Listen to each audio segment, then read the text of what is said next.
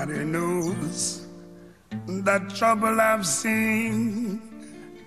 Nobody knows. Est-ce que Louis Armstrong avait des tics, peut-être, ou des tocs, allez savoir?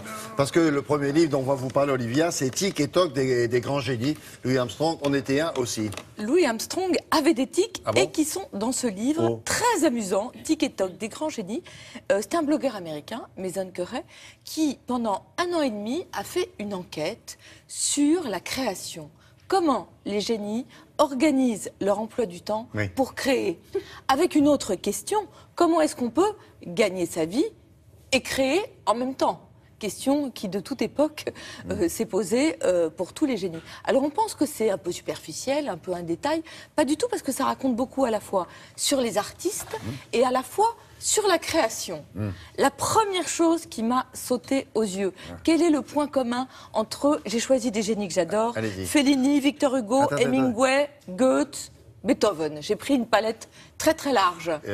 C'est quelque chose qui mange? Non, et ils ont un point commun avec William Lémergie. Un café. Ils se lèvent très tôt. Ah oui. Et là, c'est le seul. Hein, c'est absolument passionnant parce que vous savez, ça rejoint une enquête qui est sortie aux États-Unis, un livre qui a fait un tabac qui s'appelait The Miracle Morning, le miracle du matin, où le gars, il avait cherché le point commun entre tous les grands génies d'aujourd'hui, Bill Gates, Oprah Winfrey, et bien tous se levaient à l'aube. Alors bon, si j'ai un conseil, si vous voulez créer, comme quoi, vous levez à l'aube. C'est temps que je devienne un génie. Mais il y a des génies qui se sont couchés très très tard aussi. Alors il y a des génies qui se couchent très tard. En général, c'est ceux qui aiment bien faire la fête et qui aiment bien ne pas boire seulement de l'eau. Alors vous avez aussi le gars qui se couche à l'aube et qui se lève à l'aube. En gros, qui dort pas. C'est Francis Bacon, par exemple. Ou Balzac, qui lui ne faisait jamais la bringue, mais qui travaillait tout le temps.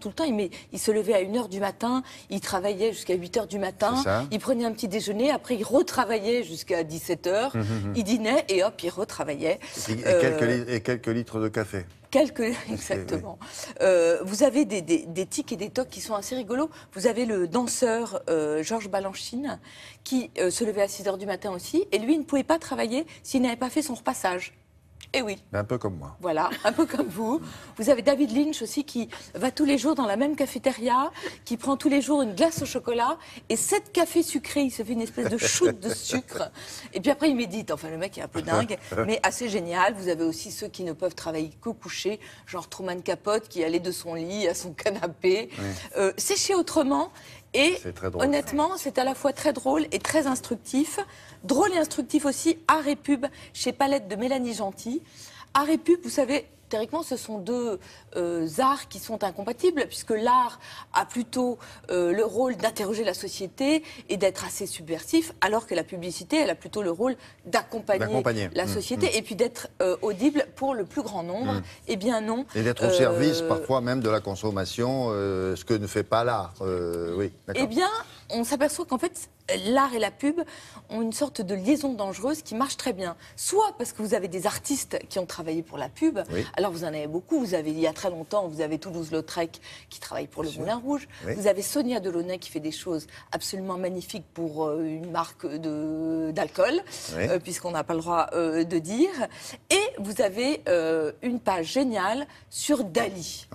Dali, vous savez, il a travaillé pour le chocolat, il a travaillé, il disait qu'il était prêt à travailler pour absolument tout, à partir du moment où on lui donnait de l'argent, ce qui fait que Breton, avec les lettres de son nom, avait fait un anagramme. Avida Dollar. Avida Dollar, exactement. Et ce que je ne savais pas, c'est que Dali a fait le logo d'une très célèbre marque de sucette espagnole. Voilà, tous nos enfants en mangent, vous pouvez le voir. En haut à droite, là. Voilà, il y a plein de petits détails comme ça dans ce livre génial. Vous avez aussi évidemment Warhol, qui est celui qui a convulsionné les genres, l'art et la pub marchaient en même temps. Et vous avez des visuels absolument géniaux qui montrent que la pub s'est sans arrêt inspirée de l'art. Donc vous avez les grands tableaux célèbres qui deviennent des grandes marques célèbres. C'est chez Palette, c'est Mélanie Gentil qui a fait ce livre. Les professeurs des écoles et professeurs, petits bonhommes, qu'on connaît. C'est un livre très malin, très intelligent.